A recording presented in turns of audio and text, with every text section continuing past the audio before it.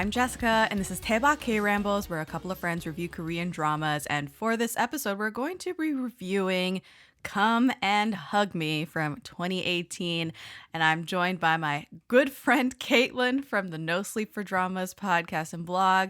How are you, Caitlin? Hello. I'm doing well. What have you been watching lately, besides a couple of things that, are coming down the pike? I have been trying to get stuff off my watch list. As we know, we're filming this in the 30th of May, so I took a break in May from the podcast, so I've been trying to clear off my watch list.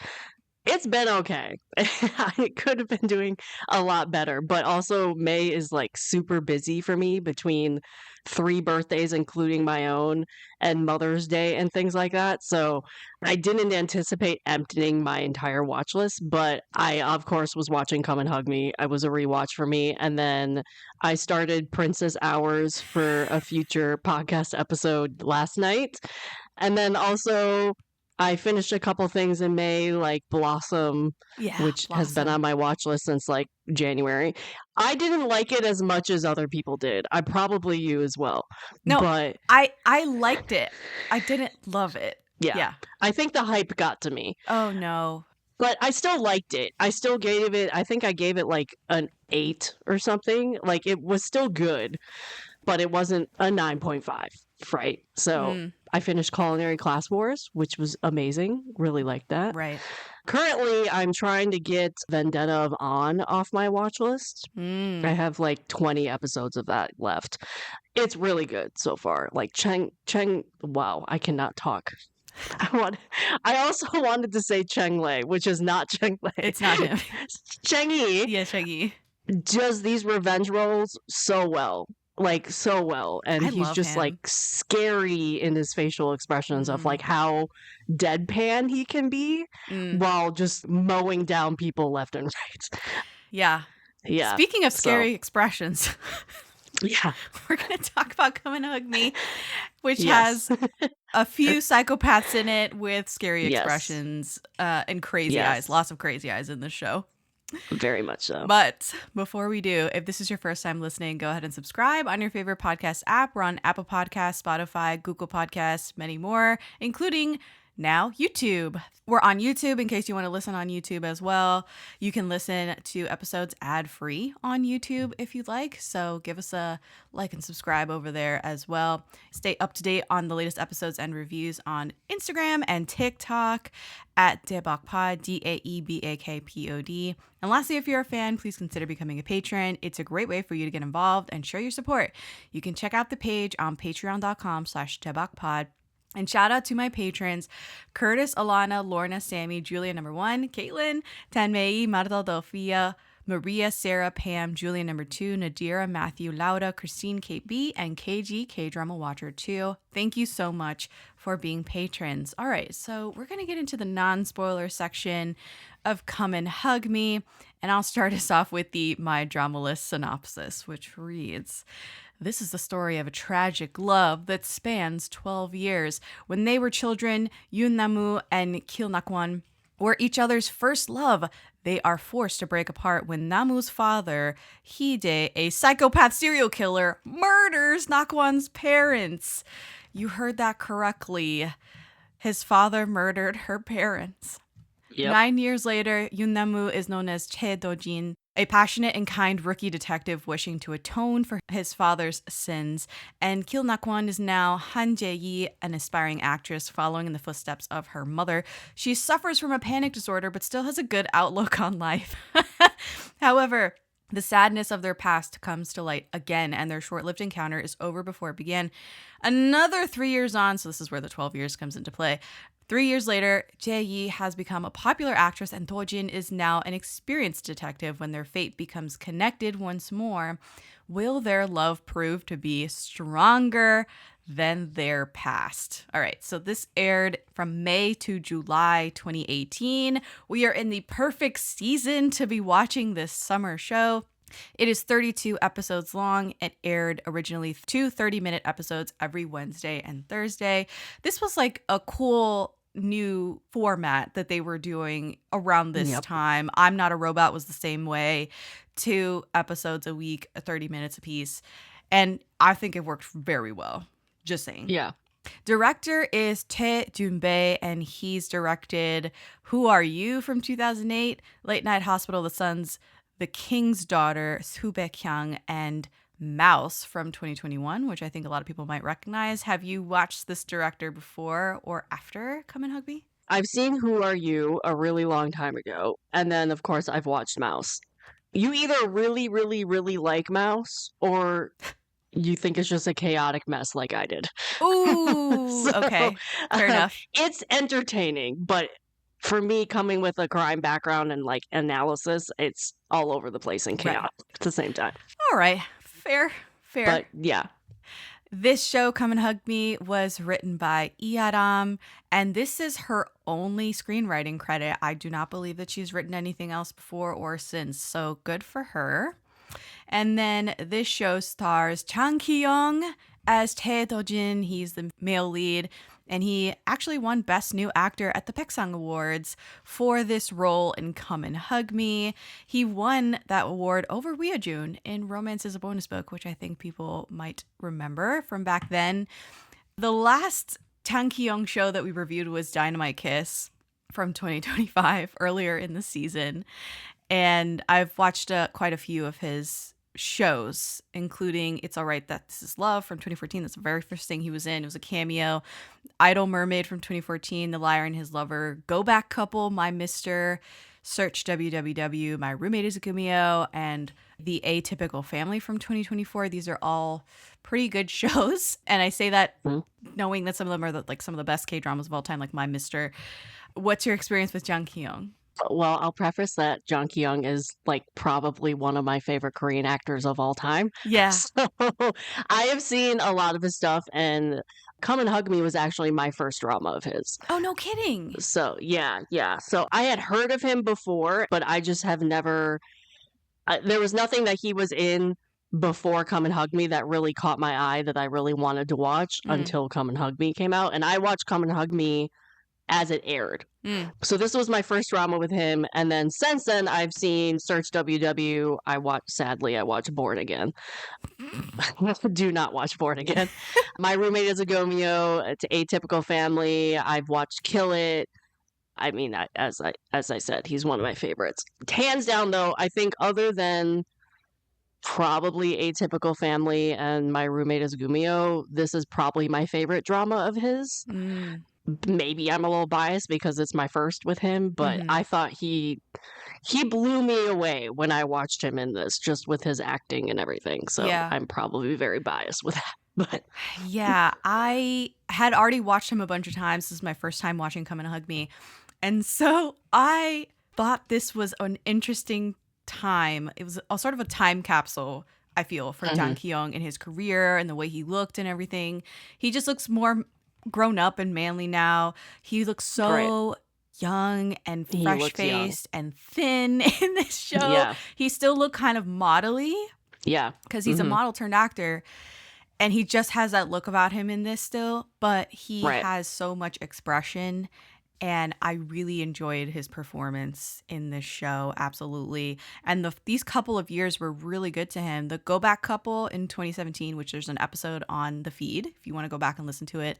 My Mister the very next year in 2018, which he was amazing in that show. Yeah, he was. I've heard he's really good. I just don't know if I can check out My Mister. I've never watched it. Oh my God. Yeah, but he's really I've seen kind scenes of him in that, and I've heard he's amazing, but I just haven't watched the K-drama. K-drama. He's just so menacing in that and intimidating, and he's beating up on IU, and you're just like, oh my God.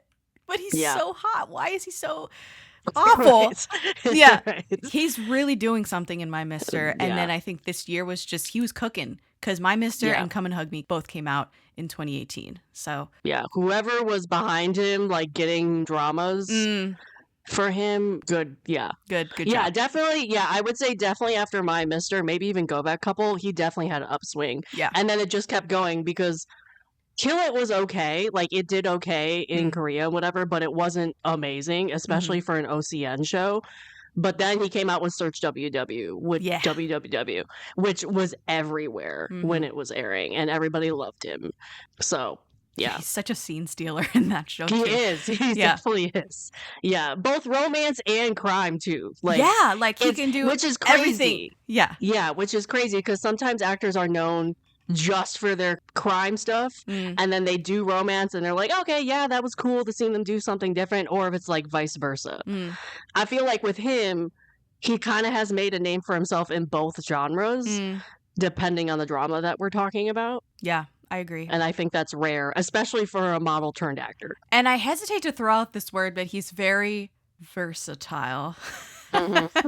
People love to throw out that word. Oh, they're so versatile. Like, I think he really does do well in almost every genre and types of characters. I have yet to see him in a historical. That's the only thing I have not seen him do. And maybe he did and I just haven't watched a drama, but I don't think he's done a historical. I don't think so either. I think you might be onto it. But let's talk about his co-star, Jin Ki-yoo. She plays Han Jae-yi. She's a female lead character. And I thought this was my first time seeing her. I thought, I've never seen this girl before in my life. That's a lie. I had seen her before in Splash Splash Love. She plays the queen in that. She's also got a part in Moon Lovers, Scarlet Heart Rio. I don't remember her at all. She's also been in The Emperor, Owner of the Mask from 2017. Also don't remember her from that, but evidently seen her before. She's been in Secret Life of My Secretary, From Now On, Showtime, Perfect Stranger, Uncle Samshik, Undercover High School, and she will be in Teach You a Lesson. It's coming out on Netflix very, very soon. I think in the next month or so. Like in a week. Oh, but well, yes. Yeah, in a week from when we're recording. I'm so excited for that show. Yeah. What's your experience with her? She was completely new to me. I love her. But again, I think it's because of this show that I love her so much. I've seen a ton of her shows, even before Come and Hug Me. Right. So, like, I, of course, also watched Splash Splash Love. I watched her in Misty. She was, like, a support character in Misty. She was in The Secret Life of My Secretary. Yeah. Amazing. I loved her in that. Oh. She also did From Now On Showtime, My Perfect Stranger, Undercover High School from last year, which I did not watch, but I've watched so many of her dramas. I love her as an actress. Probably due to this show, though. Probably due to this K-drama. Got you. Funny enough, we're talking about the female lead and the male lead. I have a bit of casting what if for this show. Okay. Bae Suzy was first offered the lead female role, but declined. Okay. And Nam Joo-hyuk was first offered the lead male role, but declined. And what I will say is I somehow sniffed out this casting what if for Bae Suzy before knowing that there was a casting what if and that Bae Suzy was offered this role. Because in the process of watching the show, I'm not even joking with you, I thought this is a role that was built for Bae Suzy. Yeah. You know, there's a lot of sort of mugging to the camera as if she is a model. She's like a brand ambassador. She's doing a lot of commercial work in this. Right. And I'm like, that is Bae Suzy to a T. Right. Yeah. And I did not know that Bae Suzy was offered the role until I looked it up later in preparation for this episode. But I swear to you, I was like, I feel like they wanted Bae Suzy for this. Yeah. It makes sense now that you say that. Yeah. Because when I first saw that in your notes, I'm like, yeah, right. Yeah. And then now that you explain it, yeah, it would totally make sense why she would have been. They wanted a pretty face. Wanted for this role. Yeah. That's all I'll say about that. And then Nam Joo-hyuk, I was like, oh, well, I can't quite imagine Nam Joo-hyuk doing the role. Yeah. It would have been I can now that he's done Vigilante. Before, if I had watched him in this back when I watched this the first time, I probably would have had the same thing. I'm like, I don't know, because this would have been completely different from what he had done. I'm not saying it wouldn't have worked. Right. I'm just saying it's a different flavor. Yeah, definitely. And we also hadn't seen him do this type of role in 2018. Now we have. Now he did fantastic, but yeah, if you would have told me, I might not even have watched this because I'm like back in the day. I mean, I wouldn't say I'm the biggest Nam Joo-hyuk fan overall, but I'll watch him and stuff. I mean, I watched Vigilante, but I was going to watch this regardless, but if Nam Joo-hyuk was in the male lead, the actors would not have been the reason why I clicked play. Definitely, I clicked play because this is a crime drama, of course, because, again, I had never seen Jang Ki-yong in a role before. I had seen the female lead, so I mainly clicked on it because of the casting, but also because of the crime drama. I probably would have still clicked play, but it would have been like, it wouldn't be, oh my god, he's in this, I need to see it type situation. He wouldn't have been the draw. Right. At all for you. The last cast member I will cover is Jun-ho. He plays Hee-jae, the father of the villain, the serial killer in the synopsis. He is a really prolific actor, been in about 40-ish movies, 30 TV shows. You've seen him in a ton of things ever since the 90s. And he's been in All In from 2003. Emperor, Owner of the Mask, so him and the female lead have worked together before. He's been in Kingdom, both seasons of Kingdom on Netflix. Snowdrop, which there's an episode on Snowdrop if you want to listen to that at all. Bloodhounds, Buried Hearts, Mercy for None from last year on Netflix. And I think he's going to be in another Netflix show this year, Notes from the Last Row. What is your experience with this guy? I think more than not, if you see a picture of this guy, you'll be like, oh yeah, I've seen this ajashi somewhere. Right. Yeah. I mean, now I do recognize him because he's everywhere. When I first watched this, I want to say this was my first. Oh, shut up. Of him, but no way. I could be wrong. I could be like missing a movie or something. But drama-wise, I think this was my first drama of his. Because I'm looking at the list and I don't think I've watched any of the things before Come and Hug Me in 2018, like before 2018. For example, The Emperor, Owner of the Mask, I still have not watched that, and that was 2017. A Beautiful Mind, have never seen it. Everything before that was 2007, 2006. Like, I have not seen them. Right. So he took a 10-year break and came back in 2016. And I literally started watching K-dramas in that 10-year break. So Come and Hug Me was my first drama with him, even though he was this prolific movie and K-drama actor before that. Since then, because he is known for his villain roles, do the Come and Hug Me, I have seen him in practically everything. What I will say is I like him. I'm never like, oh, I hate this guy. Sure, because he's playing an evil character or whatever, but I'm never upset that he's on my screen because I dislike this actor or whatever. What happened this time was that I was like, are my eyes deceiving me, or is this guy super jacked? Yeah, super jacked. They were showing him from behind, and I was like, it can't be. It can't be the same guy. He's so fit in this. So fit. Yeah. Like, he just looks strong. He looks beefy. Like, and they put him in, like, tight black t-shirts. Yes! Like, most of the time. Yeah, super jacked. So I had a full-on, like, problem crisis over that. Because I was like, wait, but he's kind of hot, you know? Yeah. So, yeah. That was a whole issue. But that comes to the end of our cast. There's more people. Yeah. There's younger versions of the characters as well. One thing, if you do not want a drama where he's the villain, I would say one of my favorite roles of his is Missing the Other Side, season 1 and 2. He is not a villain in that. So if you want to see like a different side of him and him acting as a good guy, I would highly recommend that. Because most of his roles are on the darker roles, side. Yeah. Because he does them so well. Yeah. He was doing these funny crazy eyes in the Come and Hug Me. So crazy eyes all the time. It was cracking me up. It was taking me a little bit up. In Buried Hearts last year, he had full white hair. Oh, wow. Like full white hair, which he pulled off very well. It was like silver white. Ooh. I don't think that was his natural hair color, but he was a villain in Buried Hearts. Very well done. But Come and Hug Me, he was definitely crazy. It was a crazy-eyed It was crazy as fuck. Okay. Why don't you give me your thoughts on Come and Hug Me and how you did with this rewatch before I give my raw thoughts on the show? Okay, so as I said, I watched this as it aired, and I have not watched it since. I've seen like clips and everything and whatever, so it's not like I forgot what happened in this because there's things in this that you never forget.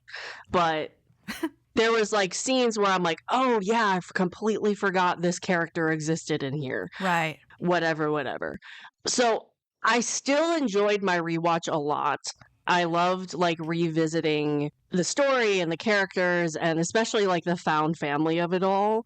Sure. But also like the family dynamics. What I love about this drama is the conversation of family, found family, family dynamics, what makes a family. Of course, you have with any serial killer at this point in Korea, the bloodline talk and whatever. Like it comes up all the time when it comes to, especially when you have a storyline, a trope where a parent is a serial killer. Like we had it in Queen Mantis, we had it in Flower of Evil, we had it in Come and Hug Me. Like it's a common thing. But I think this show in particular does the found family and the family relations so well because it's so complicated, especially with Jang Ki-young's side of the family, but even with her family, it's very complicated. I forgot how well done the show did with that conversation. And then also, it's like this show's violent for sure, but I wouldn't say it's as violent as some of the other serial killer K-dramas.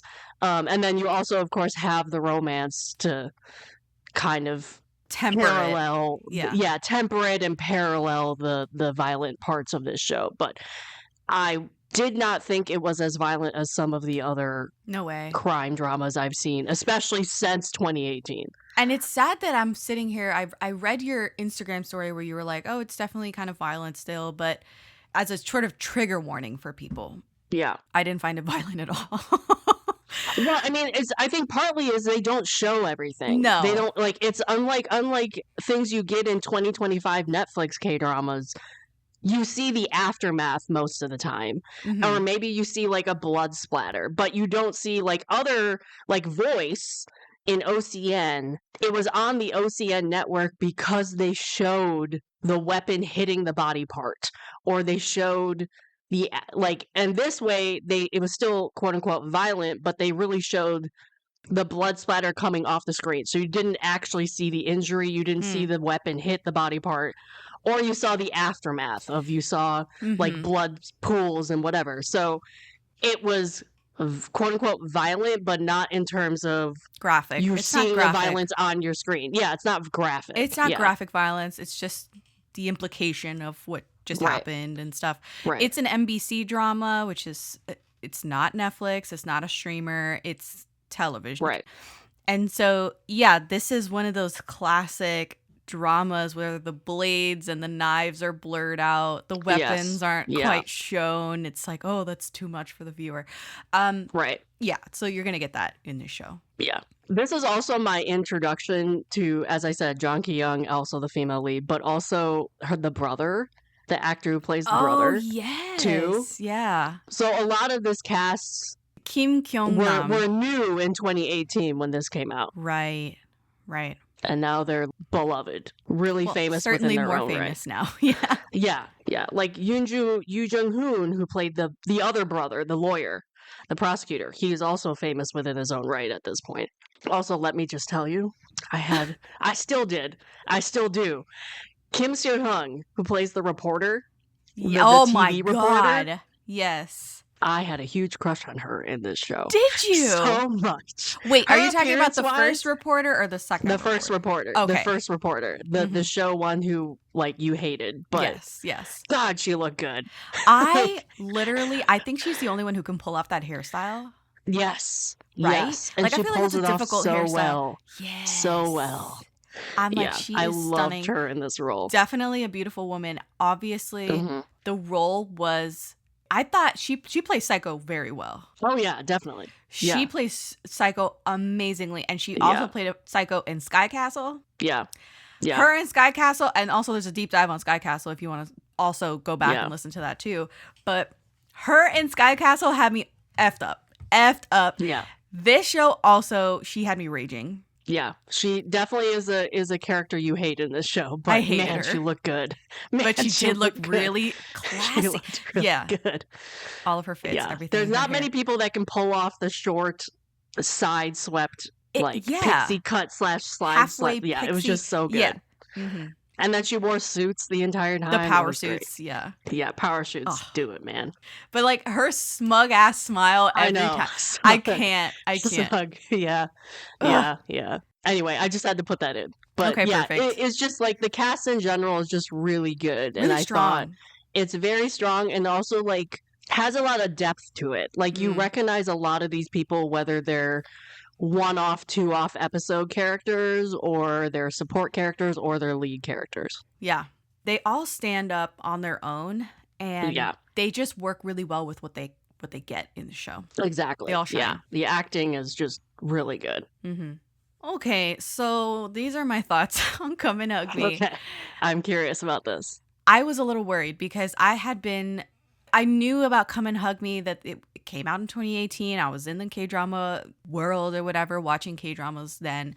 And it never appealed to me. It, not the cast, nothing. Because the cover is literally just Ki-yong and Jin-ho looking sort of wistful. And it looks lighter than it is, right? You wouldn't gather. It's crazy because they marketed it that way. Marketed it that way. But then I remember this. So the posters you see smack dab when you go to MDL, when you Google it, it's literally the two main leads under some cherry blossom trees. There's like 3 different posters from 3 different angles on that. And they released those and it was done. Like that's what they did. They didn't do anything else. And then they released the one where it was Jang Ki-yong and his father. And it had like fire poster. And then I think it was also, there was one released with Kim Kyung-nam and the father too, if I'm not mistaken. But those are like stark different. Because when I saw those, I was like, why didn't we run with these? There's so much movement and momentum and like stakes in those posters that you're referring to versus the original that looks like could be or just a romance. But then there's also one I remember, which they did this great shot again, and I don't remember when they released this, but it was like a banner, and they first released just the right side of it. Oh, and that's the one I'm referring to. The one that you're talking about now. The one where he's holding on the shirt? Yes. Yeah, so they just released the right side of this. And then later they released the banner, and that was when you got him reaching back to hold her hand. That's the one that I'm like, I was talking about. It's the father, serial killer, and Jang Ki-yong. The other one they released, though, that I was talking about was Jang Ki-yong sitting down, the father standing behind him. Yes. And they have the prison fence shadows on his face. Right. They released that later, too. Yeah. So it was like, I think they released them while it was airing. It was like, we're going to do all of this romance stuff for marketing, and then we'll release the crime stuff while it's airing. Yeah, and it did definitely, with the posters, felt like a bait and switch. Yeah. For sure.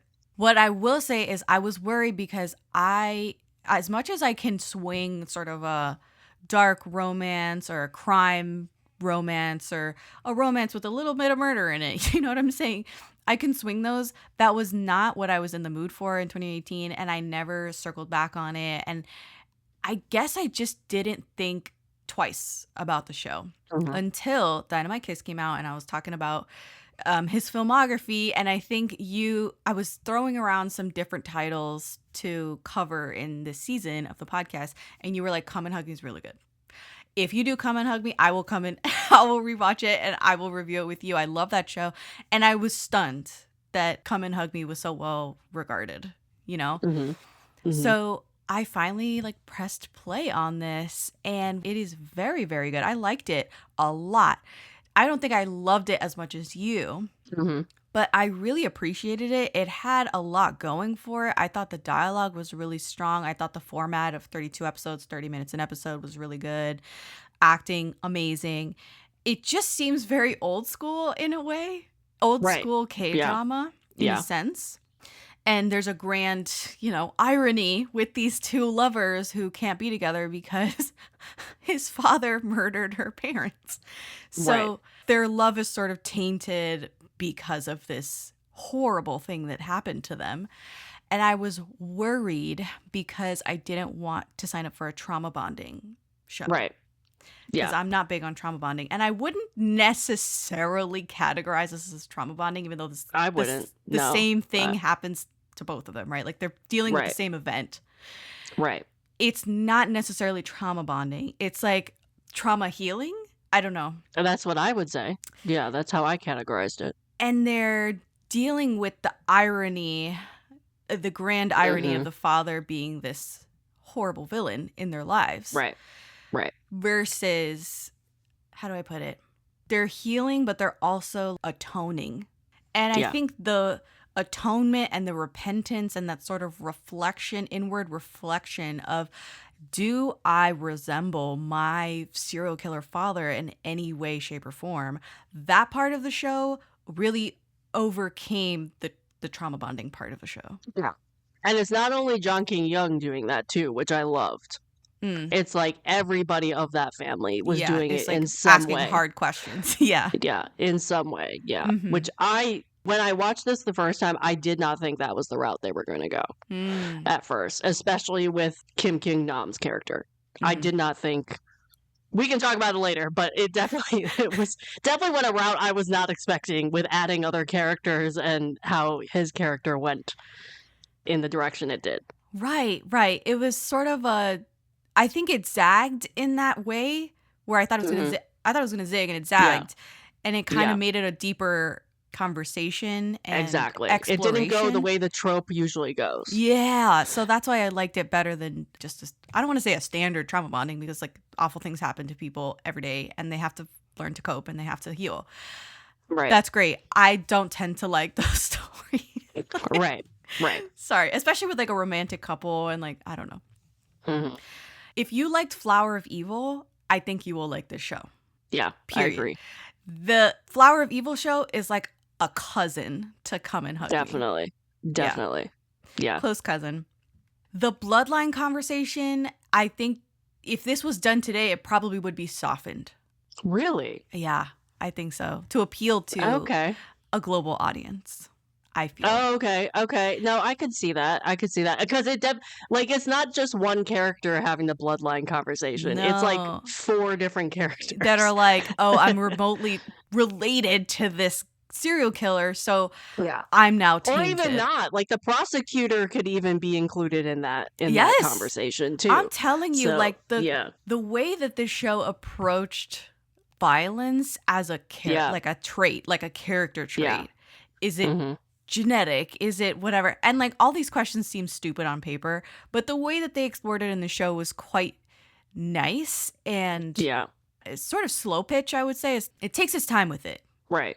And I will say, I mean, I know we're talking about bloodlines, and just because the bloodline is so important when it comes to Korean culture or just Asian culture in general, but the bloodline conversation always comes into play just when you're talking about serial killers in general. If they have children, if they have family, if they live these dual lives and are able to quote unquote hide away and like have this life, and then all of a sudden it's revealed they've killed a bunch of people, people always question. It's always one of the top, like, did you know things. Was it obvious? Was it obvious? Were there any signs? How could they have a family? Like, it's not, I understand. Were they a good father? Were they a good whatever it is? Yeah. And so it's not like just a Korean bloodline thing. This is a topic that comes up when it's just serial killers or just violent people in general. I think it's it has more important. It's like, yes. Yeah. It's a more discussed, finite conversation when it comes to the Asian And I cultures. think it's because it's their culture. It's totally to do with their culture and how you are a reflection of your family, your parents, and that's why a person who is a murderer in your family is like, oh, well, your entire bloodline is now tainted, and there's questions about genetic predisposition to violence and stuff like that. Right. Which is, I'm totally intrigued by that too, but I'm not like shunning people actively because their family member is some sort of criminal. Right. And that's the difference, I think, between our Western culture and their Korean culture. It was very cool to see them grapple with it. But it's also like, what I loved about this show too is it's not only talking about the we are related to a murderer. There's so many people who've been adopted in this show, and Yes, like found family part. An adoption show. Yeah, as so well, it's commenting like on that. the bloodline conversation also comes up in that aspect too, because the dude had 3 wives. Right.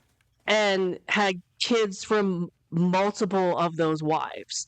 And then you had her family too, where they were both adopted as well. So it was like, were they both adopted? or wait, what? No. He was definitely brother, adopted. The I prosecutor don't remember brother if she was adopted. No, I don't think she was adopted. No, that she's was not. my bad. My bad. You scared me. I was like, did I misread that whole thing? Anyway, he was adopted. So Correct. It was like, it not only is talking about the bloodline connection with the serial killer, but also just adoption in general, which is also just very interesting. Can you love someone that's not of your bloodline? Exactly. It's not of your flesh. That is also an intriguing, proposition to explore in a show, and they do it very well, and they do it in multiple ways, right? With multiple families. Ways. Yeah. Which is why I love just the family conversation when it comes to this drama so much, because there's so many layers to it. Yes, it's very layered, and I love that part of the show. That's what worked the best for me. Mm-hmm. The romance, I'm not sure if this romance worked for me in the long run. I think I could see that. Mm-hmm. That it's a very soft romance. Yeah. I loved the way that they learned to cope and bear the weight of the past and lean on each other for support. They have to they're struggling with this throughout the whole show, and I love that struggle. It was beautiful to see that and have them open up to each other, lean on each other, hug each other. I've lost track of how many hugs there are in this show. They are constantly there's not a lot of kissing in this show. Yeah, no, not a lot of kissing. And that brings me to my next point, is that if I'm going to watch a romance show, and the best part about it is literally just them dealing with their family issues in various ways and confronting their past. Right. I don't think this romance was very It's compelling. not the focal point. It's not the focal point of the show. If you're going, and into let me tell you, to have Jang Ki-yong in this drama and only give him 1 kiss is a disservice to all of us. It's a crime in and of itself. It's a crime. He is one of the best kissers in K-drama land. He is, hands down. I was like, they didn't let him cook. They had a whole kitchen set up and they didn't let him cook. Maybe he was new to it. Maybe they didn't think he couldn't kiss in 2018 as he can now. I don't know. I don't know what they the only deal gave was. him 1 kiss, and one it wasn't kiss enough. And 50 hugs. What the hell? Yeah, it was not enough. And so I said this in my run-on review, was that they're so precious. Like, it's a nice, cute, precious couple. Same here. Yeah. I don't believe that if you lock the door, they would have sex. It's a sexless couple. Yeah. Oh, yeah. Yeah. And so in the same way that I said that for run-on, and which that blew my guests' mind too. They were like, how could you say that? I genuinely feel the same way about this couple, and come and hug me. Yeah. They don't have I don't think romance was the focal chemistry. point of this, no, though. This is not, I don't think this was very good chemistry. It was just bare minimum. Okay. And the offshoot of that, to take it further, is they're a sexless couple. Like, I don't think they had any, and the other part of that is that he's sort of like a virgin at 28 as well, where he's always fighting against the stigma of being a serial killer's son. And so he's never had a romantic relationship except for this one where they were childhood sweethearts. And it totally went sideways. The dad killed her parents. Horrible. I was grappling with that too, that like he's very inexperienced and just sort of innocent about this whole having a romantic partner thing. With her character, I thought she would be the one that was very forward and the one that was, sort of pushing things along physically with them. And that also was not the case when they were older and it's been 12 years or whatever in the timeline. I think the reason why I didn't really care about their chemistry is how they got set up as characters made sense. So, like, as you described with him, he had one relationship. He was still clearly hung up on this girl. He was never going to let go of her. So he was never going to be romantic with anybody else. Plus, he had the serial killer dad. So that made whole sense on why he was inexperienced. Right. She was an actress. So she clearly had to deal with the public. Along with being a victim of the serial killer, she freaking had to change her name to really be an actress. Mm-hmm. And we all know how bad the dating culture sometimes with actors and actresses are in in Korea. Mm-hmm. So like that whole setup, I think I was okay with the why this romance just didn't seem to physically happen in the show, because the setup made sense to me. Sexless couple, I'm telling you. And I think that bothers me the older I get. I get that. I can older see I that. get. And what was funny about her character is that when they were younger... You also have to remember this is 2018. They didn't do much in 2018 in Yeah, K-dramas. I'm not expecting like full frontal or anything here. Well, yeah. I'm just saying they barely kissed in 2018 barely in kissed. K-dramas. Right. Like they held hands maybe once, you know? It was quite So of chaste. the time period, it was actually pretty remarkable they had at least one kiss in this drama. I'm just saying, I might be stating the obvious, but it is a small criticism that I have. I get it though, but I understand. I agree with you. When she was younger and before the tragedy happened, she was kind of naughty. Very forward. She was very forward. She was very flirtatious with him and kind of addicted to making him uncomfortable. Yeah. You know, getting really close to him and like, you know, it's just so flirty.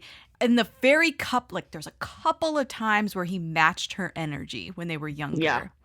Yeah. And she immediately got shy. Yeah. So also we're dealing with someone who like can't follow through on these, like, you know, she's kind of a tease as well throughout the show. But yeah, if you're going into this and you're wanting a little bit more out of the romance, I'm sorry. It's very pure. Yeah, very pure. Very pure in every sense. I thought what was annoying about the show as well is that this is not unique to this K-drama, okay? I'm just saying this got on my nerves a little bit in this K-drama, is that they kept replaying the same scenes as flashbacks. But I think the reason they did that with the 32-minute thing, I remember this. When they started splitting out the 32-minute episodes, so you'd have an episode play, right? The next episode would start like 2 minutes prior to the end of the first, so they recap the last two. That happened all the time. So like you were having repeaters of a scene, but it was essentially the end of the episode prior to that. I'm talking about in the middle of the episode. They were still like playing these scenes from you talking about like the house scene, like over. Well, I think partly of that is because the entire mystery is, why did this guy have a head wound? That wasn't even that okay. It wasn't that big of a secret, but that was the reveal. Like they were stringing that along for episodes and episodes. They were giving you just a minute more, because they were again being like, "Is he the same as his father?" Yes, blah, blah, blah, they were teasing. Because again, it was like you can be a serial killer in Korea. You can be like the most heinous person ever. If you try to kill your parent, that is like. Yeah. That is like above everything. That is like so bad. So this show also was having that discussion for multiple episodes. I didn't even clock that part of it. That it was like the son killing the father and killing your parents and that whole thing too. Is even more the whole damning. Conversation, the entire drama is like, is he like his father? Right. Well, that one I got. Like his father, if he's like his father, he could kill his own father, so that makes him worse than his father. And then the prosecutor's like, will he actually kill his father? I don't want to like reveal too much, but there was that whole conversation with them in the hospital, the brother, the evil, the quote unquote evil brother in him, and he's like, he's more like you than you think. Like, it was a whole thing. Right. But yeah, there was a whole layered conversation about killing your parents and like, is that makes you worse than a serial killer as your parents? I think I missed that. Thank you for saying that. But that was why they were repeating that scene so much. You see, I guess I looked at it as like, it's self-defense, it's self-defense, it's self-defense. Of course it was self-defense. 110% every day of the week, it's self-defense. And so I totally missed the forest for the trees in terms of, he has the potential, and we're still skirting around like what actually happened and whatever that was the mystery, and they kind of revealed it in these flashbacks. But I skirted around, he has the potential to kill his father, which is even more damning in the Confucian society. Which is crazy, though, because it's like you're weighing a son who potentially has the potential of killing his father versus a father, a fully fledged serial killer, wants to kill his children. Yeah. Has attempted to kill his children multiple times. Yeah. Who is worse? Yeah. Along with a serial killer being the father as well. That is the conversation. Damn. Well, one of the many layered conversations this show is having. Damn. All the time. Okay. Thank you for that. I'm like marinating in that for a second because I really did miss that layer. Oh God, maybe I watched this show too fast. Anyway, I overall really enjoyed the show. Highly recommend it. Yeah. Highly recommend it, Yeah. you know? I think it's a good entry point as well if people, you know, obviously if you like Flower of Evil, watch this, try this. But also if you want to watch a crime drama or get your feet wet in crime dramas and you don't want to give up the romance. Yeah. This is also a good entry point. Yeah. Because there is something, they're very sweet. You know? They're very sweet. It's a very sweet. And you even get a second couple. Yeah. At the very end. But you get a second couple, which I forgot that happened until I was like, oh, I remember this now. I liked it. I liked it overall. Okay, what would you rate this show out of 5 soju bottles? 5. Again, it's one of my favorite K-dramas of all time. Like, I could nitpick maybe, but this is a very biased review for me. I'm just like, I love this K-drama. Okay. Just with the amount of conversations it brings up. Got it. Yeah, I would probably give it 4 out of 5 soju bottles. It was very strong. I think it held up well. It's a lot of nuance in the show. And I think the weak link is probably the romance that they don't. I agree. They don't quite give it the same level of attention to detail as the rest of the found family and the ethical conversations, the moral conversations that the show brings up. And the struggles that other characters are going through are really, they just leap off the screen better than the romance does. Yeah. That being said, I think we're going to get into the spoilers for Come and Hug Me right after this. Excuse me, 뭐라고? 괜찮아. You know, I have no tingle. Oh, sorry. Swear, disgusting shit. What?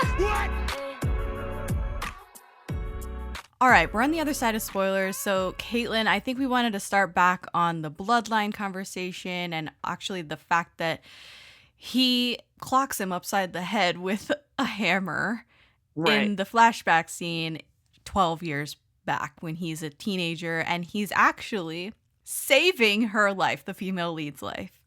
Right. He came to her rescue. He suspected that something was going on and that his father was going to attack or something. And he fucking kills her parents on Christmas Eve. Christmas Eve, yeah. Basically what happened is he, for some reason, and I can't remember if this was fully explained or it kind of just was like, serial killer father has 3 children. Yes. That we know of. We have Jang Ki-young's character, who his mom either died, divorced, or died. They got divorced. I can't remember. Then we have the other brother. Yeah, the older brother. The older brother, who is from another mother. Okay. See, I didn't clock this either, that they were half brothers. I think they're I'm almost positive they're half brothers because he is not the child of the mom that they have in the show. Well, no. Yeah. Yeah. She's a stepmother to both of them. Yeah. So I think they're half brothers. Yes, they're half brothers. And then they have a sister from the mother that's actually present in the show when you watch it. Okay. See, I don't think that this daughter is blood related to the serial killer father. Yeah, she is. I'm almost positive she is. See, no, I didn't think that. Or maybe she isn't. No. No, you're right. She isn't. She was brought into the marriage. Right. By the mom. It's a step sibling to them. A step sibling. Yes, yes. You're right. Sorry. No, I completely forgot about the scene where they were at the seaside coffee shop and the mother literally was like, she is not related She's to not him. even I completely related forgot that scene. I apologize. So he has 2 blood children from 2 previous relationships. Yes. It's unclear what happened to the mothers. I want to say one died and one got divorced, but I can't remember. It could be. It really doesn't matter. Yeah, and then he's married. He married the 3rd wife who brought a daughter into the relationship. It's a blended family. Yeah. For some reason, he latched on to Jang Ki-young's character at a very young age. Yeah. Like, he thought this guy was like the ideal. He was going to be his protege. He was going to train him to be the next serial killer. Correct. And thus other half brother hated him for that because he wanted jealous to be the protege. So the main reason why his father went to the house to kill her family is because of Jang Ki-yong's interest. Because of Jang Ki-yong's character. He viewed the family and his relationship with the daughter as weakness. Mm-hmm. And he wanted to get rid of his weakness to make him this cold-blooded killer. Uh-huh. The fact that the son stood up to him to defend this girl from being killed in front of him just surprised him so much. He did not like it. He did not like the confrontation. Then Jang Ki-yong's character as a child was so desperate to save this girl, he hit him on the side of the head when his back was turned. Right. And then also had called the police. Had given him 10 minutes. It was like a 10-minute window where all of this goes down. Yeah. And so that was the ultimate betrayal to this father of going against your father, going against your bloodline. Not just a betrayal, it's also a signal to him that he can take up this serial killer mantle. I can train him. Right. If I press the right buttons, I can destroy his humanity and he can turn violent killer just like me. Yes. Or at least that's what he thought he could do. That's what he thought. That's literally what he thought. Yeah. And then you have the half-brother who literally will kill somebody. Right. To get his father's recognition and to get his father's love. And desperate for the dad's validation. But then what was interesting to me is because at the very beginning, you're this dude, trope-wise, going down the path of what you think this show's going to go. Right. You think there's going to be one good brother, one bad brother. The good brother obviously becomes a cop, and you think he's going to be chasing his brother all over Timbuktu. Uh-huh. I got you. To catch the serial killer, to catch the copycat guy. Right. The minute his brother does anything violent, especially killing somebody, or attempting you realize he actually is not he doesn't have it quote in unquote him. Strong as he doesn't have it in him, which I thought was a very interesting twist. Because before that you were oh, this dude's bad, this dude definitely could kill somebody. I did feel he's not quite redeemable because he's been assaulting people since he was a teenager and he's a threatening school bully with no remorse for any of his terrible criminal actions. And so I was fully writing him off in the beginning of the show. Right. It was nice that they made him sort of the sympathetic figure as well. Right. Yeah, because then they introduced it even crazier. No, and that's the thing. And that's what I sent this to you, this voice note where I was I'm on episode 19 of the show. And why are there so many psychopaths in this show? You throw a rock, you're going to hit a psychopath. They're coming out of the woodworks. They're coming out of the windows and doors. They're all over the place. And it's true that the copycat killer is not the half older brother who was in prison for a long time in the same freaking facility that the dad was. There's a lot of okay, that probably wouldn't happen, but okay. That guy was even more crazy. Yeah. The copycat and the fact killer, that they just met in prison. They met in prison. He inspired him study. In a Bible study. Which I was so confused even by the logistics of, okay, so no one's watching them when they go to Bible study and when they meet with the nuns and stuff. The serial killer dad was in a closed room, no cups. No guard. Yeah. No guards, with a nun who was just serving him tea and they were chatting it up. And I was this lady is either stupid or this is full-on K-drama-ing this situation. Because in no way, shape, or form would that happen. Yeah. So what I thought was interesting with the half-brother too is basically by the end, he took the same trajectory as Jang Ki-yong's character.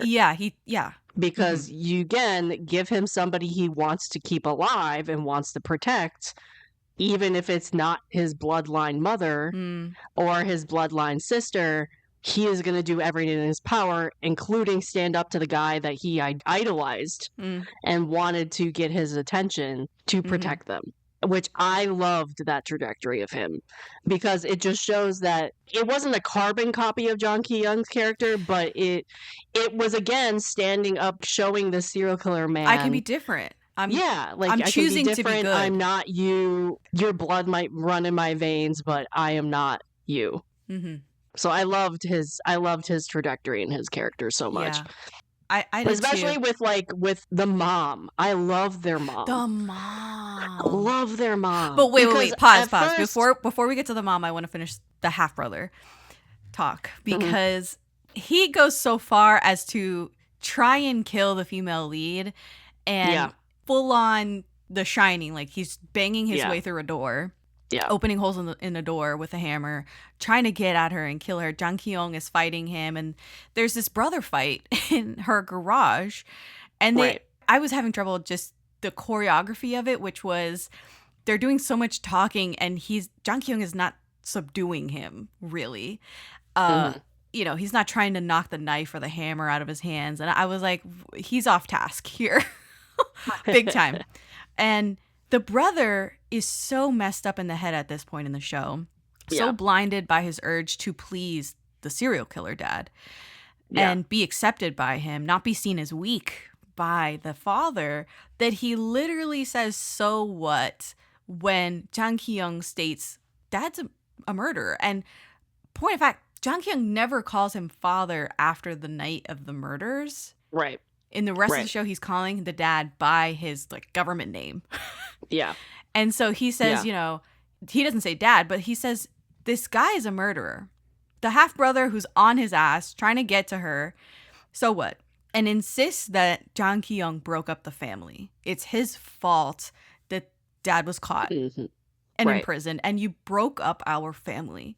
And I'm just like, oh my God. Like, it's so sideways.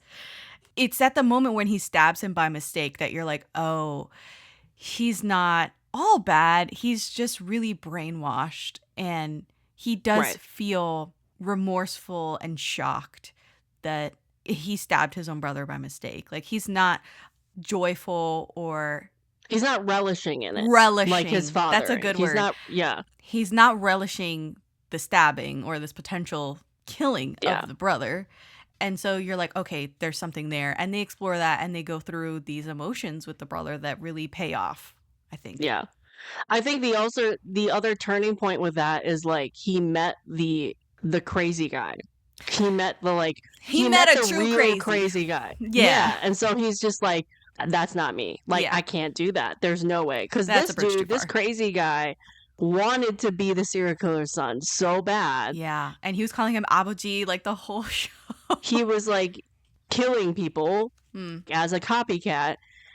The half brother sees him do this, like literally sees him do this, and is just like so freaked out by the guy because he's so crazy. He's like, and then he finds out, like, the thing is, he's freaked out by the guy. And he knows the guy has already tried to kill Jang Ki-yong and also tried to kill the female lead. Right. He camps out to protect his family, his sister and his mom, his stepmother, stepmother and stepsister. Stepsister.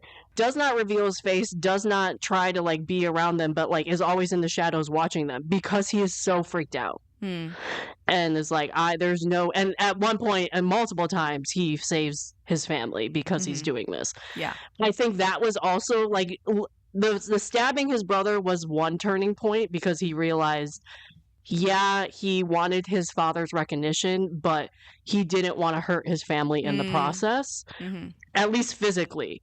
Feeling wise, that took a lot longer for him to do. Right, because he was still sort of lashing out verbally. Yeah. But then he saw the crazy guy do what he did. And then he was like, oh, wait. Absolutely not. Absolutely not. The buck stopped with me. And so I think the development of his character was just so interesting because it was not even the switch. Like, you could tell, even when he was a teenager, that he was kind of just like, there was that scene in the tunnel where he got beat up by kids and the father was behind him and was just like, you can even tell in that tunnel scene he didn't really want to do it. But because his father was there, he had to do it. I just loved his character development. so much. I agree. All right, let's talk about the mom. The mom is so precious. The mom. Oh, Yeah. what a beautiful soul. At first, when I watched this, I remember being a little ticked off that she ran away. Like, I completely understood why.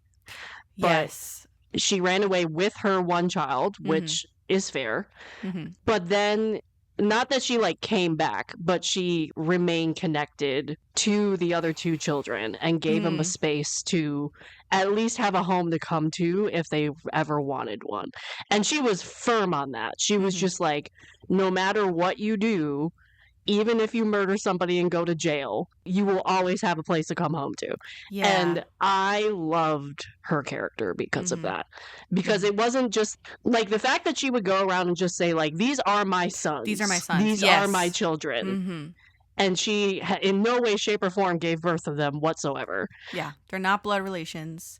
Yeah. And she had every reason to distance herself from them. Absolutely. Yeah, absolutely. But she still chose love. She chose to support them and, you know, not make them feel guilty for anything that their father did. Right. Which is, I mean, arguably one of the worst things you can do. He's taking lives. Yeah. I think also what helped with the development of the children, the two boys too, is because she did that. I think it would have been, especially with the half brother, I think it would have been a more different outcome if they didn't have that motherly figure, especially even when the father was arrested. Because even like, yeah, the half brother was a little crazy even with that support, but I think it would have been so much worse. I took it as like he's just a rebellious person, probably doesn't like authority.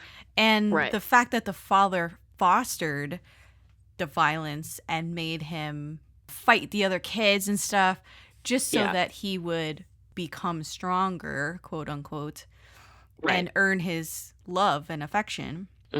It takes a while to untrain your brain that this is how you maintain parental love. Yeah, and I think partly the reason why he hated Jang Ki-young's character so much was because he never, at least at that time in his life, he never tried. He never wanted the father's attention. But also, at least in that time and period, the half-brother would never in a million years have called the police on his own father and never would have, quote-unquote, betrayed him. I mean, even now, you see stories in the news where it's like, a mother was cleaning her son's room and she found some body parts underneath his bed and she called the cops on him and she helped the police to capture her son or arrest her son, you know, participated in the sting operation and stuff like that. That is shocking, even in our society, in our Western society, when you're like, oh my God, the parent turned in the child, or vice versa. The child turned in the parents for some sort of crime. Like, that is wild. That's rare, I would say. Right. Because the way that I think you mostly hear about, you know, parents of criminals dealing with this is the other father, the father of the copycat killer, who's like, I know my son, he didn't do that. You know, you're definitely wrong. Bringing the lawyers into it and getting him off for the crimes. Right. I feel like we understand that better. Yeah, the unconditional type of love. Right. And the denial. Which this also has, the denial, definitely, Again, it comes down to blood relations, too. It's like, he's related to me. He has my blood. Like, he would never do that. At the end of the day, he's still our dad. And Jang Ki-young instantly cuts him off, you know? Instantly, Even before that night, you could tell he was never going to fully... He didn't want to take up the mantle. He didn't want to have anything to do it. No. He was just way too young to, like, have that confidence to do it.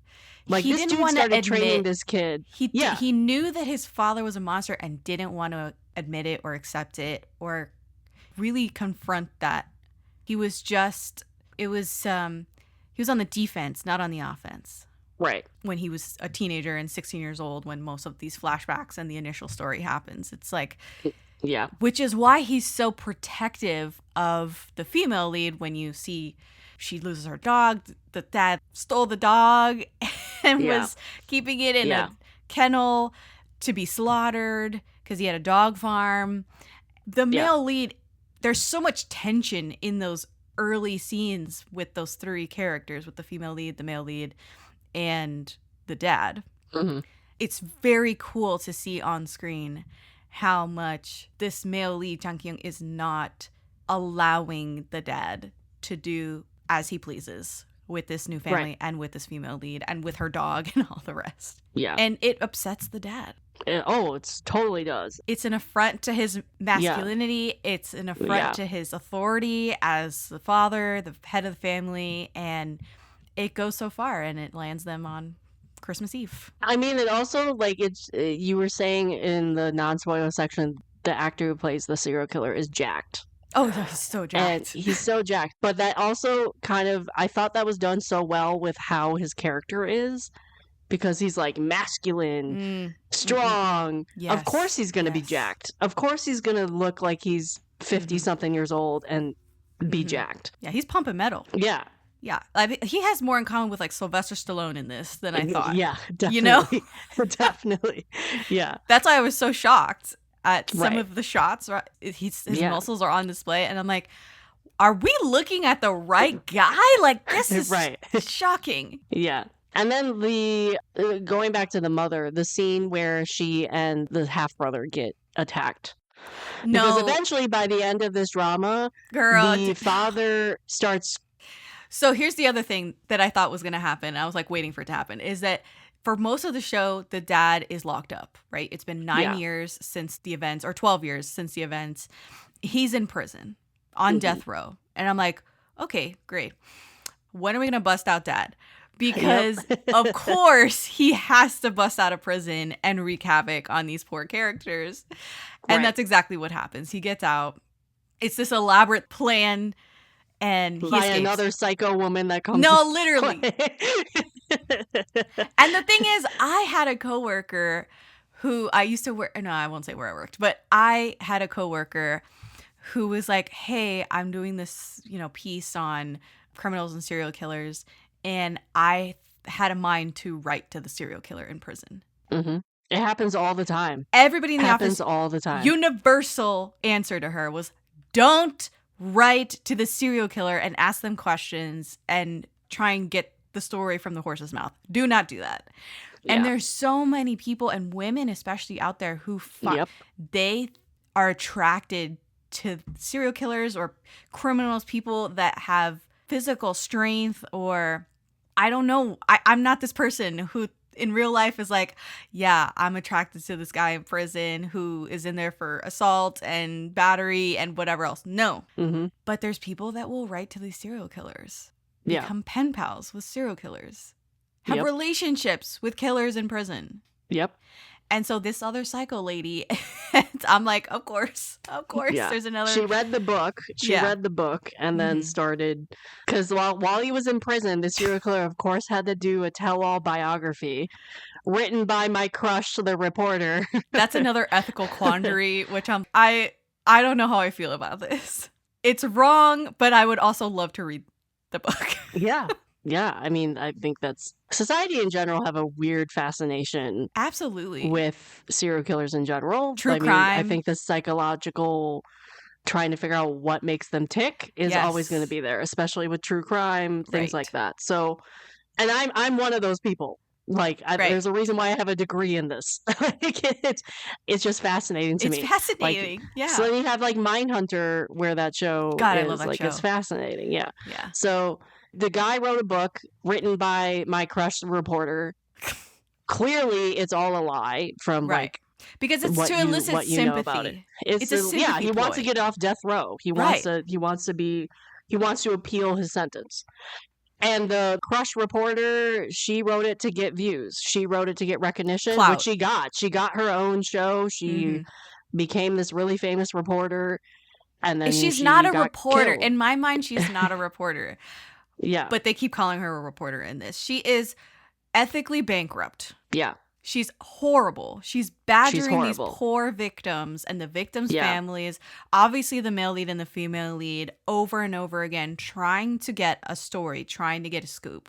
Yeah. And if she can't get one, she'll invent one. Yeah. Which is what this entire book was. It's a form of cruelty, I find. Right. and she did not care. She got enjoyment out of their pain. She wanted to profit off of them being uncomfortable. And she wanted to keep the money connection by having a one-on-one relationship with the serial killer. Which then she told the truth eventually on how it was all a lie and how he wasn't what he was portrayed like in this book, and that got her killed because of it. Which the crazy son that he found in prison did to prove to his father that he was one of him, like his son. To prove that.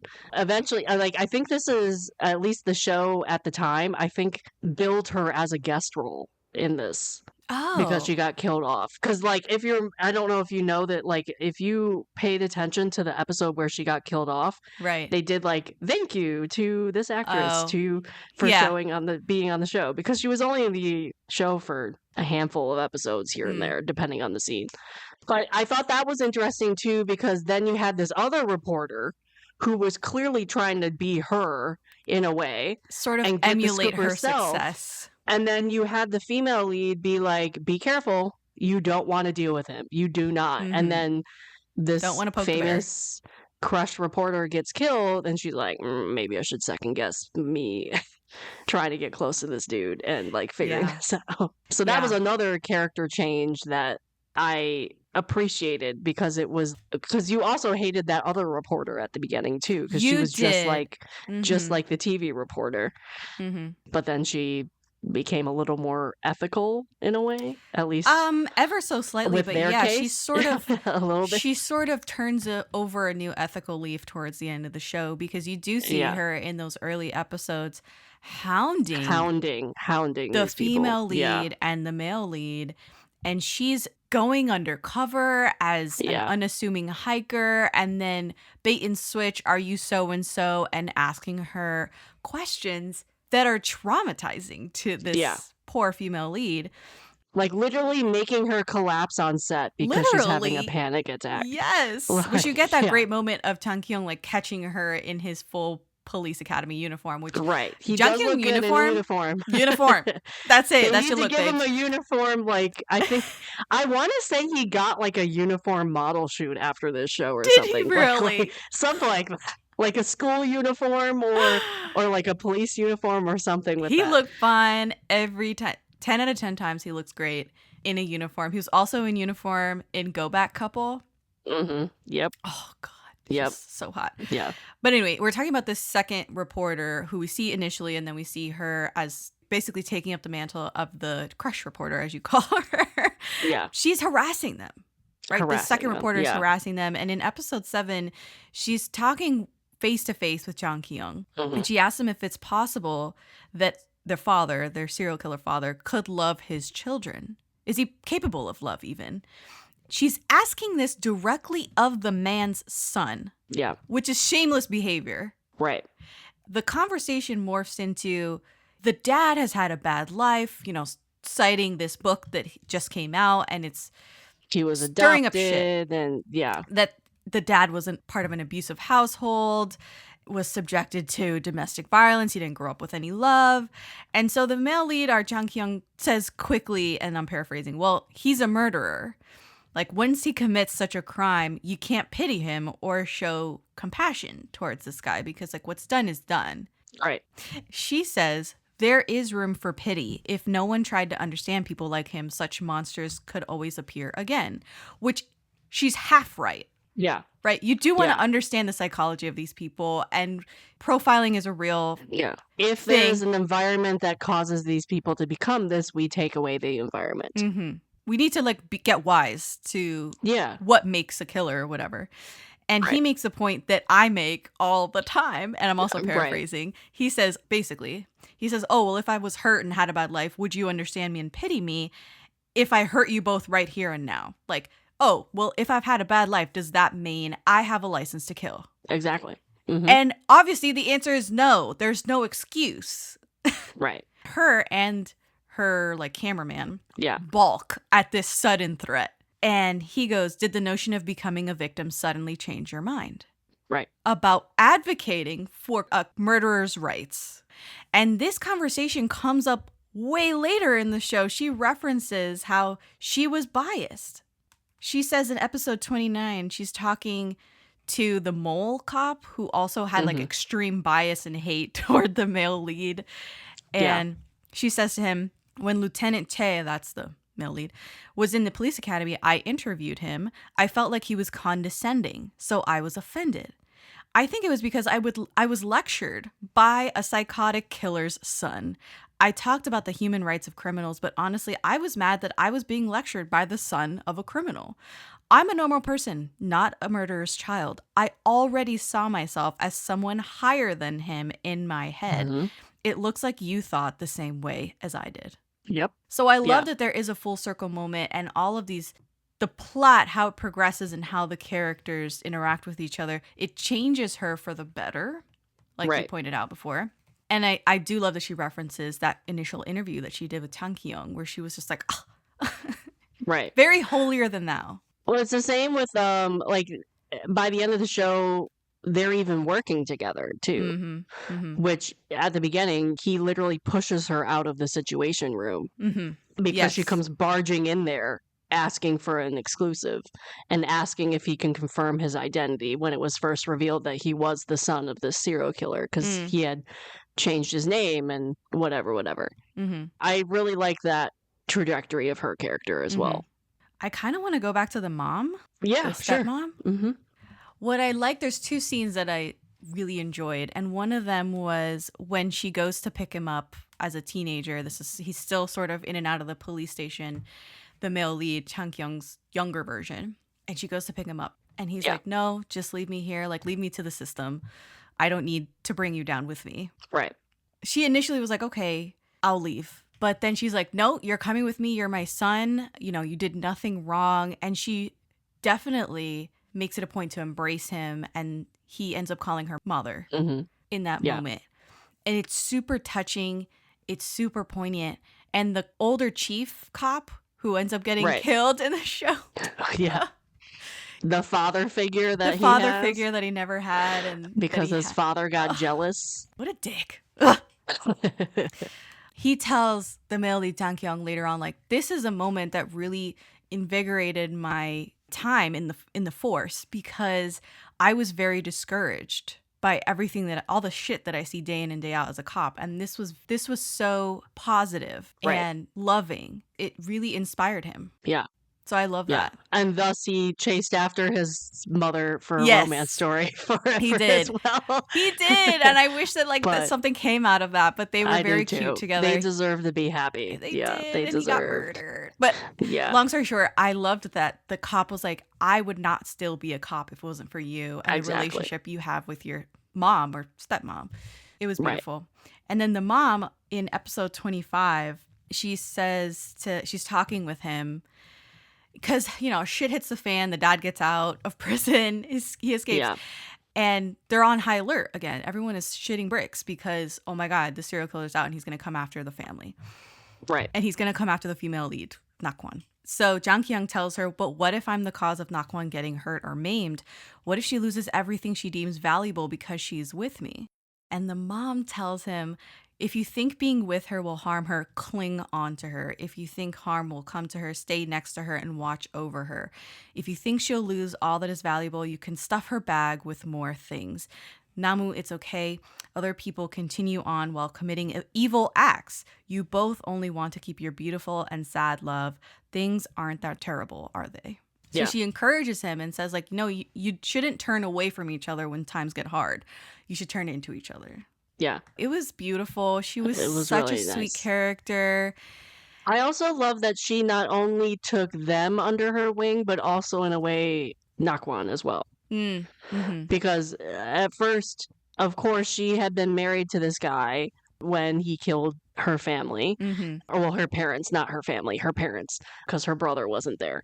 In the future, when they met again, when Jang Ki-young got stabbed by the brother, and Nakwon, it was in her garage. So she, of course, brought him to the hospital And so she was apologizing to the mom for the fact that he got injured, but then the mom apologized to her for the fact she was married to the serial killer when the serial killer killed her parents. Right. And then they started this whole kind of pseudo mother-daughter relationship, which they had a really, really nice conversation at the funeral. chief's funeral, Mm-hmm. which I thought was very touching, which just solidified how much of a mother-daughter relationship they had. So she not only, like, quote unquote, adopted these kids from a serial killer dad, she also adopted the victim, the surviving victim of the serial killer dad at the same time.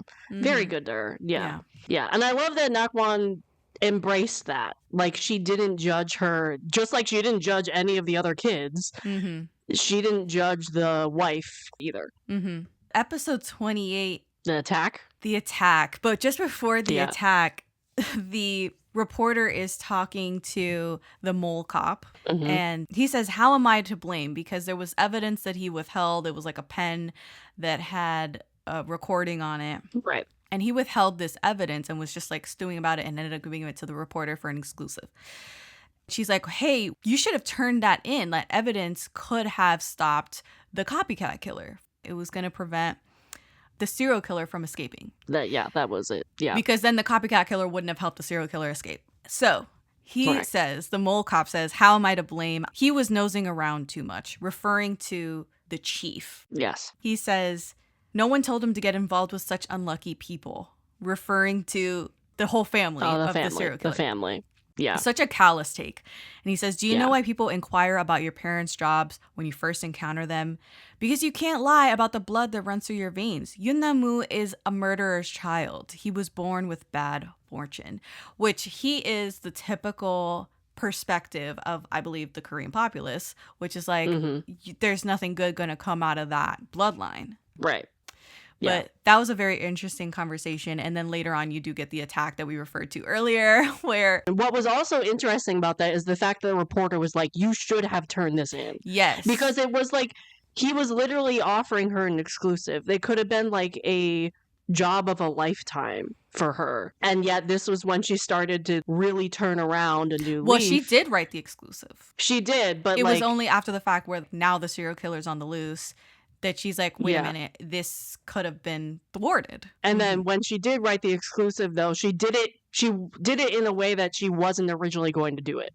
Right. She didn't sensationalize it. She didn't sensationalize it. She didn't do it in the way that the TV reporter did.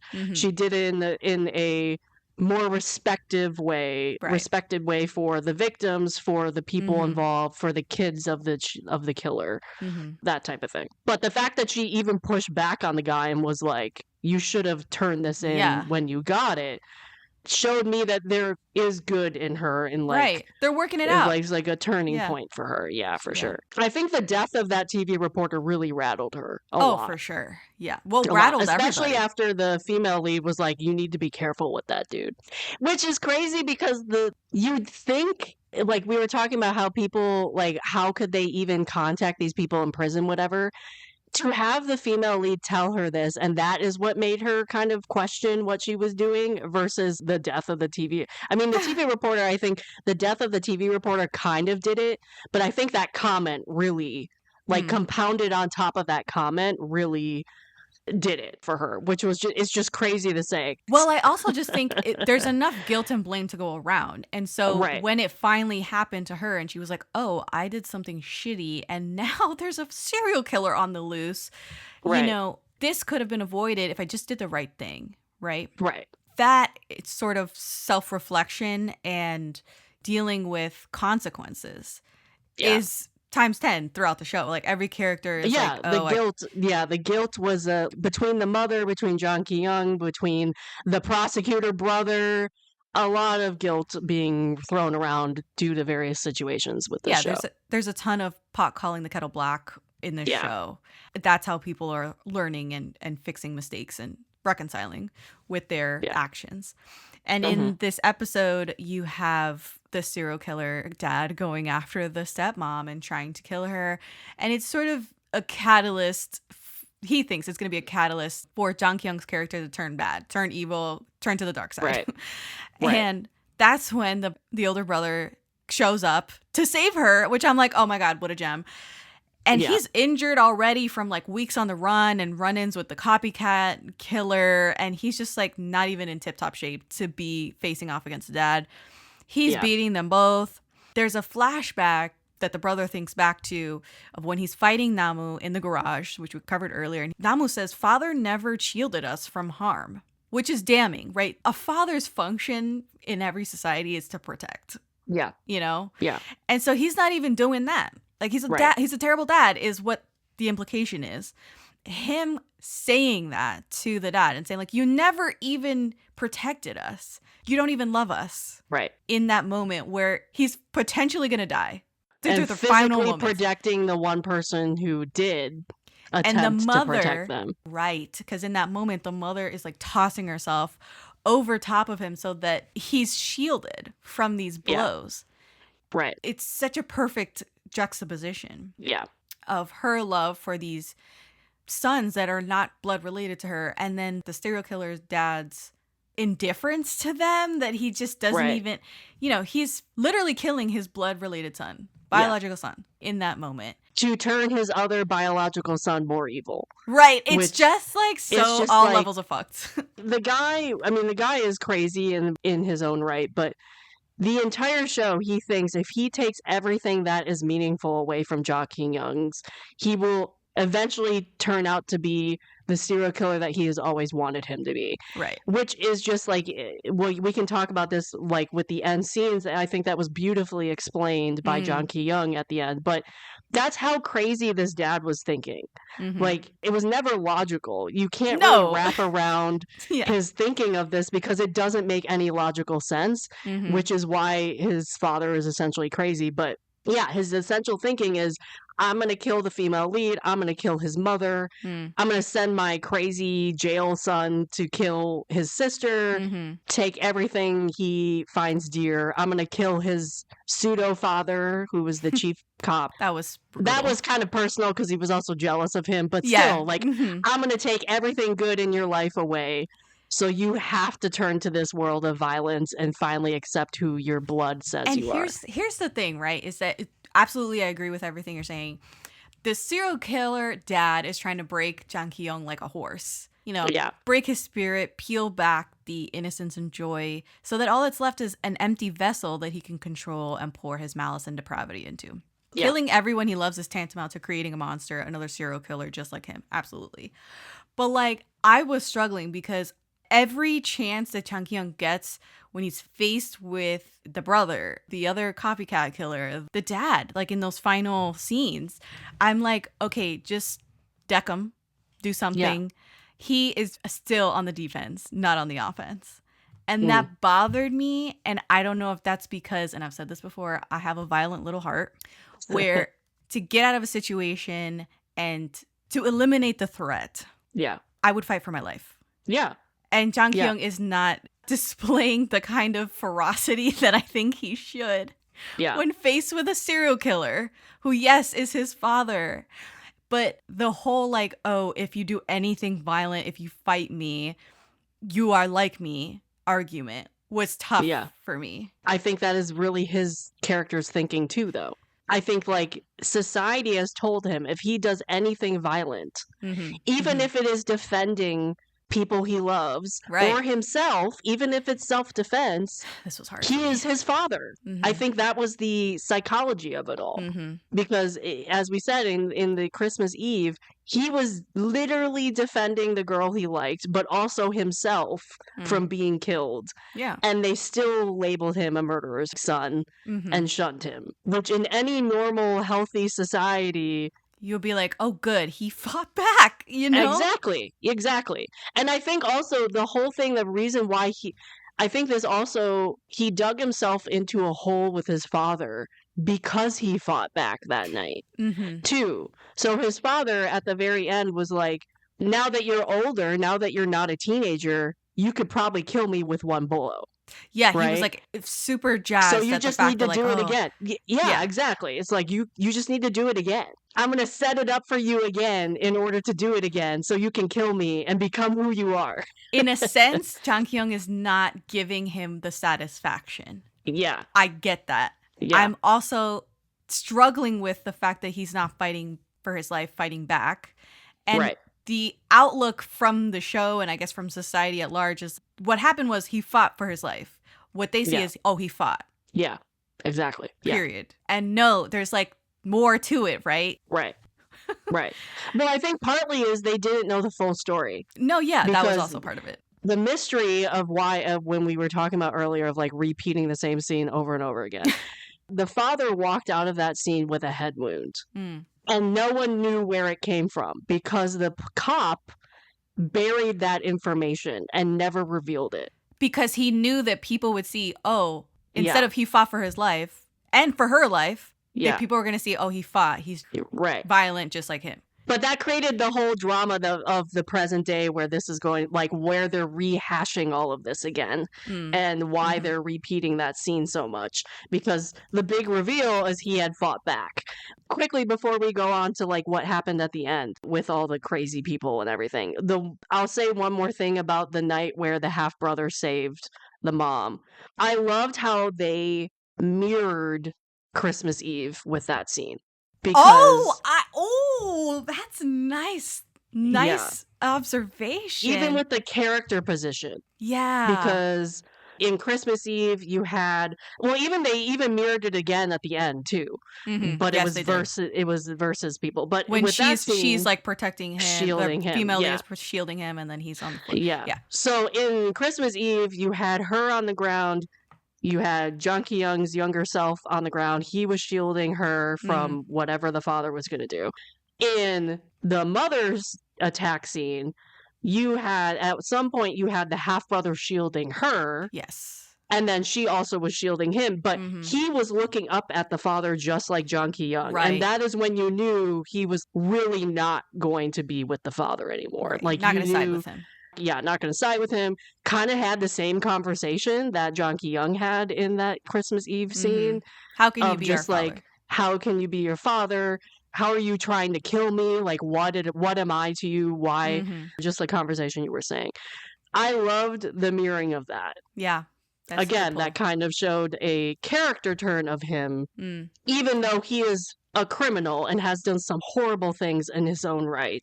He is not his serial killer father, which is another twist you just did not see coming overall in this show. I have some random thoughts that I want to get out before we talk about the final scenes. So, number one, Kim Hae-yoon, who is the female lead of Lovely Runner, has a cameo in this show as a makeup artist for one of the actresses. And I was like, oh my God. I is forgot that she Kim was in Hae-yoon? the show. Yeah. The other cameo is Tae Jung-hyuk from Love All Play and, second male lead from Nevertheless. This guy also has a cameo as a sort of a manager's assistant. Even out of focus, I was like, I think I recognize that smile because his smile could cure cancer. Okay. Yeah. The other thing was I'm watching this show now in 2026 on Viki. I don't think they had the licensing and distribution rights for the song Rockin' Around the Christmas Tree, which was probably the song they used in the original broadcast.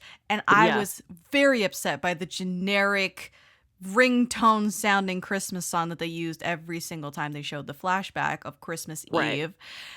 And the lyrics to Rockin' Around is in the subtitles. And I'm like, that's not the song that's playing. So that was upsetting that they changed that for the current streaming broadcast. Oh, were there any scenes from the romance side of it that you wanted to bring up at all? Like, it's so vanilla, like the whole thing. I do love the whole cherry blossoms, though. I thought Beautiful they did very visuals. well with the cherry blossom Stunning. visuals. His name means tree, and there's a giant tree in her house. Yeah, there's a whole tree thing going through this entire show. The tree motif. Even at the end, there was a whole conversation with them embracing their younger selves under that's a tree. when I cried.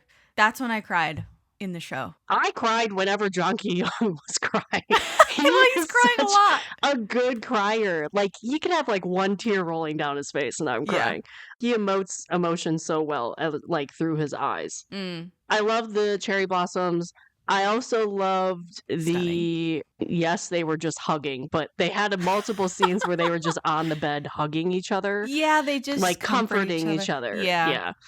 But Mhm. mainly I just loved more of the scenes I loved was the more familial conversations, especially between the prosecutor and the half brother, especially like in the hospitals stuff. They had multiple That's another character scenes. that had to make like a full 180. Yeah. But also their relationship also had a very interesting turn. Again, the prosecutor was like, these people are so bad. I'm going to prosecute everybody. Yes, I'm going to he was judge very everybody. rigid Very rigid. in his approach to prosecuting crimes. You know, he wasn't very forgiving, I guess. No. He was very harsh. He looked at every single member of the serial killer family as like bugs to be squashed. He was aggressive and territorial over the female lead. Which, I mean, I get why, because he has a lot of guilt. He wasn't home at the time. He was late. He was supposed to be there, but he was late. But then also he was dealing with his own freaking familial history. Oh, he had a whole backstory. That had a whole backstory in it with himself. So I loved his conversation with the half-brothers because the half-brother gave him some truths that he really needed to mull over. But at the end of the show, by the end of the show, I think he respected the half-brother enough to be like, I'm going to keep you in the loop. I know you're in the hospital because you literally almost died. I'm going to do everything in my power to like protect both of our families. Same with Jang Ki-yong. Like he kind of grew to respect and understand. But I mean, it took the half-brother like basically hitting him over the head with conversation, being like, look, you are more related to Jang Ki-young's character than you think, and you need to understand this. It wasn't revealed to the public like Jang Ki-yong, but for the longest time, you as an audience thought the prosecutor brother had killed his parents. Correct. And that was not the case. In reality, self-defense. I don't really, I think it was also self-defense, but it was also just like he stabbed his parents' killer. Yes. I don't know. It was never really explicitly said to be self-defense, but it was self-defense, basically. It was ruled self-defense. He said, the judge ruled it self-defense, so I'm obviously not impressed. And they never really showed the entire scene in its entirety. No, they just showed clips again, and he looked to be 10, 12 years old, 12. He obviously was judging this entire family due to that scenario. But also, it was never known there was to an the understanding public that the prosecutor was a hypocrite because he's so unyielding, so repulsed by Jang Ki-yong and the half-brother and anybody related to the serial killer dad when he actually stabbed somebody to death when he was 12 years old. So it's like, okay, you know, why aren't you looking at the nuance of this and giving them the benefit of the doubt? And he's supposed to be a prosecutor. So it's like, you know. So I loved his relationship with the killer's family in general as it progressed. Yeah. At first he was like, don't hang out with, you know, Jang Ki-yong, stay away from my sister, and really threatening him. Yeah. Towards the end, he told the sister, like, look, I'm not going to tell you anything. I'm not going to tell you to be with him or not be with him. Just do what makes you happy. Yeah. It took two different things on that turnaround. One, it took the half-brother, who he obviously had a lot of beef with, telling him Jang Ki-yong is not you. Like, Jang Ki-yong would definitely kill my father in a heartbeat if it meant protecting if people. If it's her or the serial killer, the serial killer is gonna. Yeah. But then also it took him witnessing that in front of his face. Yeah. To kind of have to realize that he was like, okay, yeah, this dude is not who I think he's going to be. So we can now talk about the end. So the ending, I mean, what do you want to say about the ending? I loved Jang Ki-yong's conversation with his dad. Okay. During the fight. I thought it was very well done. He explained very eloquently, I think. To the point where it wasn't going back and forth where like you were like, okay, what is going to be said? It was very straightforward. He was like, I'm never going to be you. You need to wrap your head around that. Right. For this reason, this reason, this reason. I don't care. Yeah. I'm never going to be you. I'm never going to like you. I'm never going to claim you as my father. Yeah. He did it a lot more eloquently than me. But I love that conversation between them. Because again, the dad's crazy and it was just spouting all this stuff and was honestly, yeah, you should do this. If you only do this one thing, like kill me like you did Christmas Eve, you will be me. And he's like, that is never going to happen. Right. And even at the end when he's caught and you know, they have him handcuffed, he still tries to get away and has the mole cop as a hostage.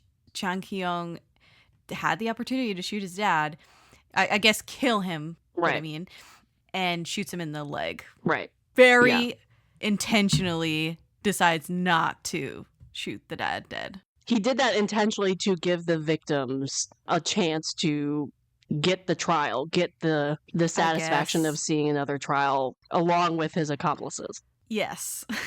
The father obviously hated being in prison. Oh, yeah. Yeah, definitely. So that was a worse punishment for them, I mean, who wouldn't? Than being dead. Right, true.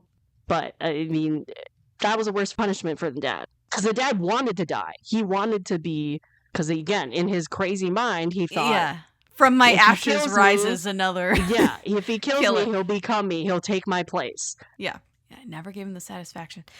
Right. I think I've come to the end of my notes. Notice how we did not talk about the female lead. Like, she's literally just sort of generic, I would say. Which is why I'm like, Bae Suzy could have played this. Yeah, I mean, she had an interesting... I will say, I think now that we have, like, talked through the entire show and everything, she was a catalyst to everything that happened in this show. And... obviously had her own trauma to deal with, but it was really about his family and the dynamics of being a serial killer's son and what society does to that type of character. Right. I mean, it definitely was skewed towards his family and everybody else but his the female trauma. Yeah. I feel like in the hands of another actress, maybe a stronger actress, it would have been something. But as it stood, it was fine. You know? Yeah, they had sweet moments. I think she acted the trauma parts out really well. Sure. Which annoyed me as well, I will say. Because things are moving and shaking. There's urgency to the situation where you need to call the cops. You need to call an ambulance, whatever. You need to get help. And she's frozen and paralyzed in fear. Right. And I'm like, I get that you're traumatized. This is not a scenario where you could just like freak out. You need, someone's dying. Someone's bleeding out. Like you need to move. You know? And that was frustrating for me. Yeah. What did you think of the crazy lady at the end helping him out? It was crazy. But I mean, she had this perception of him that he was honest. Yeah. And I'm like, girl, be so for real. Like, she was crazy herself, you know? Right. Absolutely. He loves me. He would never lie to me. Yeah. He's going to run off with me after he kills his son. She believed the sympathy ploy. She believed that the sons were somehow at fault for everything. She just was wrong like 7 different ways. So not much to it. But I'm surprised she didn't end up dead by the end. Oh, I thought so. There were 2 deaths that I was expecting. One was the manager, the female lead's manager. Mm-hmm. And then the second one was when the female lead leapt up and used her syringe on her. Right. I was like, oh, okay. She's dead. She's dead. Yeah. Yeah. That's not the case. Right. That lady lived. And I was like, oh, she should have just died. Yeah. Yeah. And then they both went crazy in the courtroom. Then they both had an outburst. His eyes, like rolling his eyes like, oh my God, I have to be in prison with these guys. I don't know. I'm not one of these people that takes off work and goes watch court hearings and stuff. Right. But I would think twice. I would be like, man, should I take off work to go hear the opening statements on this trial? I don't know. Right. Because you can do that here in the States. You can go watch. Oh, absolutely. Trials at the courthouse. Yeah. Yeah. Which I think everyone should at some point, like, see the real thing. But anyway, that one was like a circus. I was like, oh, this would be a really good one to go to. Yeah. Absolutely. Yeah. Anyway, that's all I got on Come and Hug Me. I am so glad that we were able to chat about Come and Hug Me and I was able to finally watch it. And it's totally recommendation worthy. Absolutely. Yeah, I agree. Caitlin, where can people find you online? You can find me on Instagram, TikTok, YouTube. And then the podcast is on Spotify and Apple Podcast as well as YouTube in a way. But yeah, go to Spotify and podcast or Apple Podcasts instead. No Sleep for Dramas. I also have a blog if you guys are interested. Yes, please read her stuff. It's great. And there's such a backlog on there too. Oh, if yeah. you want stuff from even 6 before. years. Yeah. 6 years of it. All right. Thank you, Caitlin. And that's it. That's been our show. I'm Jessica, and this has been the Daebak K-Rambles Podcast.